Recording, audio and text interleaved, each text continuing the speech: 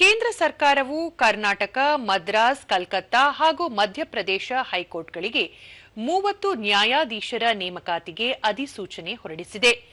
ಕಾನೂನು ಮತ್ತು ನ್ಯಾಯ ಸಚಿವಾಲಯ ಹೊರಡಿಸಿದ ಅಧಿಸೂಚನೆಯ ಪ್ರಕಾರ ನೇಮಕಾತಿಗಳಲ್ಲಿ 20 ವಕೀಲರು ಮತ್ತು 10 ನ್ಯಾಯಾಂಗ ಅಧಿಕಾರಿಗಳು ಸೇರಿದ್ದಾರೆ.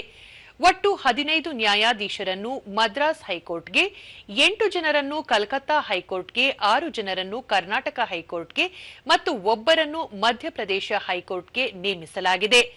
ಭಾರತದ ಮುಖ್ಯ ನ್ಯಾಯಮೂರ್ತಿ ಮತ್ತು ಸುಪ್ರೀಂ ಕೋರ್ಟ್ ಕೊಲಿಜಿಯಂನೊಂದಿಗೆ ಸಮಾಲೋಚಿಸಿ ರಾಷ್ಟ್ರಪತಿಗಳು ಈ ನೇಮಕಾತಿಗಳನ್ನು ಮಾಡಿದ್ದಾರೆ.